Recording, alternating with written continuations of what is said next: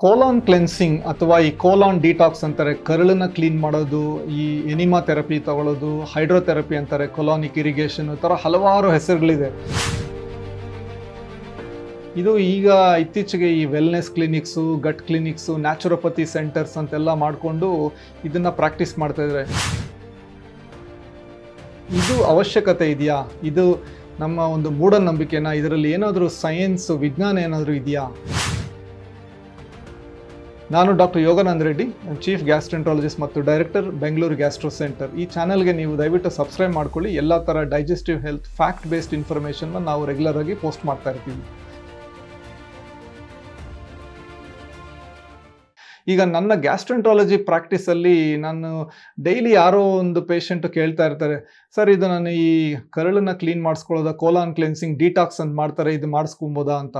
ಕರಳನ್ನ ಯಾಕೆ ಕ್ಲೀನ್ ಮಾಡಬೇಕು? ಕರಳು ಕ್ಲೀನಿಂಗ್ ಅಂದರೆ ಏನು? ಅಂದರೆ ಯಾರೋ ಗುದದ್ವಾರದಿಂದ ನೀರು ಹಾಕಬೇಕು, ಎನಿಮಾ ಸೊಲ್ಯೂಷನ್, ಏನೋ ಒಂದು ಮೆಡಿಕೇಶನ್ ಹಾಕಬೇಕು, ಅದರಿಂದ ಮಲ ಎಲ್ಲ ಸ್ವಲ್ಪ ಲೂಸ್ ಆಗುತ್ತೆ, ಮಲದ ಜೊತೆ ನೀರು ಅದೆಲ್ಲ ಆಚೆಗೆ ಬಂದ್ಬಿಟ್ಟು ಒಂಥರ ನಿಮಗೆ ಕರಳು ಒಂಥರ ಕ್ಲೀನ್ ಆದಂಗೆ ಅನಿಸುತ್ತೆ. ಸೊ ಇದನ್ನ ಕೆಲವೊಂದು ಸೆಂಟರ್ಸಲ್ಲೆಲ್ಲ ಇದು ಎಲ್ಲ ಥರ ಕಾಯಿಲೆಗಳನ್ನ ದೂರ ಮಾಡುತ್ತೆ, ನಿಮ್ಮ ಬಾಡಿ ಒಳಗಡೆ ಇರೋ ಟಾಕ್ಸಿನ್ಸ್ನೆಲ್ಲ ರಿಲೀಸ್ ಮಾಡುತ್ತೆ ಅಂತೆಲ್ಲ ಹೇಳ್ತಾ ಇರ್ತಾರೆ.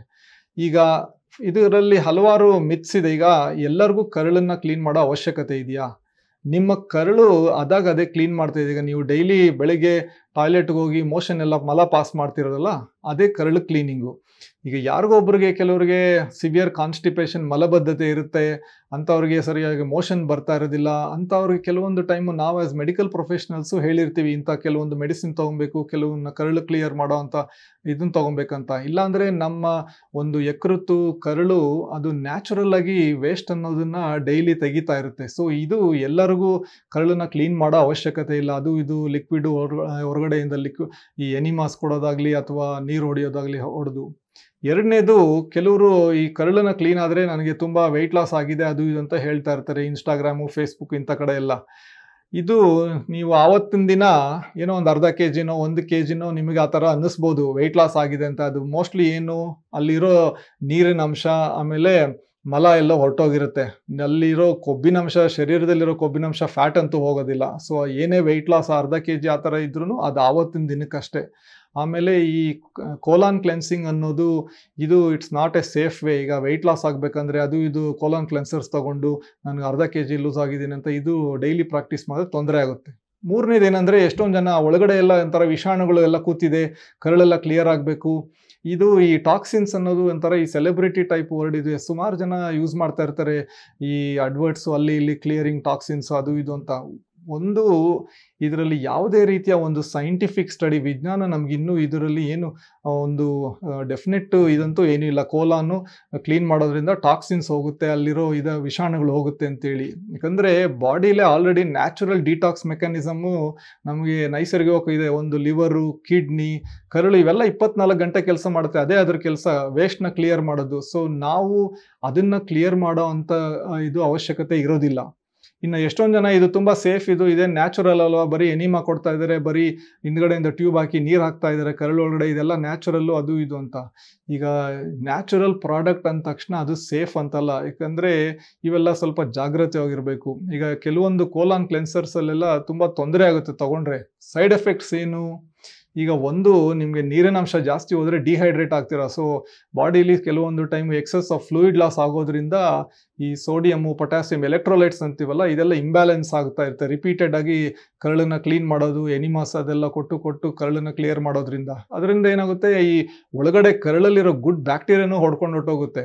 ಸೊ ಇನ್ನು ಕೆಲವರು ಸರಿಯಾಗಿ ಈ ಸ್ಟೆರೈಲ್ ಇಕ್ವಿಪ್ಮೆಂಟ್ಸ್ ಇರೋದಿಲ್ಲ, ಯಾವುದ್ಯಾವುದೋ ಟ್ಯೂಬ್ ಎಲ್ಲ ಯೂಸ್ ಮಾಡಿ ಇನ್ಫೆಕ್ಷನ್ನು ತಗೊಳ್ಳೋ ಚಾನ್ಸಸ್ ಇರುತ್ತೆ. ಈ ಸ್ವಲ್ಪ ವಯಸ್ಸಾಗಿರೋರಿಗೆ, ಕಿಡ್ನಿ ತೊಂದರೆ ಇರೋರಿಗೆ, ಅವರಿಗೆ ಇನ್ನೂ ಕಿಡ್ನಿ ಮೇಲೆ ಜಾಸ್ತಿ ಸ್ಟ್ರೈನ್ ಬೀಳುತ್ತೆ. ಡಿಹೈಡ್ರೇಷನ್ನು, ಎಲೆಕ್ಟ್ರೋಲೈಟ್ ಇಂಬ್ಯಾಲೆನ್ಸ್ ಆದರೆ ಕಿಡ್ನೀಸ್ಗೆ ಇನ್ನೂ ತೊಂದರೆ ಆಗುತ್ತೆ. ಇನ್ನು ಎಷ್ಟೊಂದು ಜನ ಅದನ್ನು ಈ ಕೊಲಾನಿಕ್ ಇರಿಗೇಷನ್ ಅಂತೇಳಿ ಸುಮಾರು 1-2 ಲೀಟ್ರಷ್ಟು ನೀರು ಕರಳಿಗೆ ಹಾಕ್ತಾ ಇರ್ತಾರೆ. ಅದರಿಂದ ಕೆಲವರಿಗೆ ಹಾರ್ಟ್ ಡಿಸೀಸ್ ಇರೋರಿಗೆಲ್ಲ ಅದು ತೊಂದರೆ ಆಗುತ್ತೆ. ಸೊ ಇದು ತುಂಬ ಜಾಗೃತವಾಗಿರಬೇಕು. ಈಗ ಕೆಲವು ಕಡೆ ಎಲ್ಲ ಪೇಷಂಟ್ಸು ಹೋಗಿ ಟ್ಯೂಬ್ ಅದು ಇದು ಹಾಕಿ, ಯಾರೋ ಅನ್ಟ್ರೈನ್ಡ್ ಪರ್ಸನ್ನು ರೆಕ್ಟಮ್ಗೆಲ್ಲ, ಗುದನಾಳಕ್ಕೆಲ್ಲ ಇಂಜುರಿ ಆಗಿ ಬಂದು ಮತ್ತೆ ಅದಕ್ಕೆ ಸರ್ಜರಿ ಇಂಥವೆಲ್ಲ ಮಾಡಿಸ್ಕೊಳ್ಳೋ ಅಂಥ ಸಂಭವನೂ ಆಗ್ತಾ ಇರುತ್ತೆ. ಸೊ ಈ ಥರ ಹಲವಾರು ಒಂದು ಸೈಡ್ ಎಫೆಕ್ಟ್ಸ್ ಅನ್ನೋದು ಇರುತ್ತೆ. ಇನ್ನೊಂದು ಮೋಸ್ಟ್ ಇಂಪಾರ್ಟೆಂಟ್ಲಿ ಈ ಥರದ್ದೆಲ್ಲ ನೀವು ಪದೇ ಪದೇ ಡಿಪೆಂಡ್ ಆಗ್ತಾ ಇದ್ರೆ ಏನಾಗುತ್ತೆ, ಕರಳುನು ಒಂಥರ ಎಕ್ಸ್ಟರ್ನಲ್ ಸ್ಟಿಮ್ಯುಲಸ್ ಬೇಕು ಅಂತ ನೋಡೋಕೆ ಸ್ಟಾರ್ಟ್ ಆಗುತ್ತೆ. ಸೊ ನಿಮಗೆ ಇಷ್ಟ ಮಲಬದ್ಧತೆ ಮುಂಚೆ ಇದ್ದರೆ ಇದನ್ನ ಮಾಡೋದನ್ನ ರಿಪೀಟೆಡ್ ಆಗಿ ಮಾಡೋದಕ್ಕೆ ಇದ್ರೆ ಏನಾಗುತ್ತೆ, ಮಲಬದ್ಧತೆ ಇನ್ನೂ ಲಾಂಗ್ ಟರ್ಮ್ ಜಾಸ್ತಿ ಆಗುತ್ತೆ. ಸೊ ಈಗ ನಾವು ಆಸ್ ಗ್ಯಾಸ್ಟ್ರೋಎಂಟ್ರಾಲಜಿಸ್ಟ್ ನಾವು ಕರಳನ್ನ ಕ್ಲೀನ್ ಮಾಡ್ತಾ ಇರ್ತೀವಿ. ಯಾವಾಗ ಕ್ಲೀನ್ ಮಾಡ್ತೀವಿ? ಕರಳನ್ನ ನಾವು ಕ್ಯಾಮ್ರಾ ಟ್ಯೂಬ್ ಹಾಕಿ ಗುದದ್ವಾರದ ಮುಖಾಂತರ ನಾವು ನೋಡ್ತೀವಿ, ಕೊಲೊನೋಸ್ಕೋಪಿ ಅಂತೀವಿ.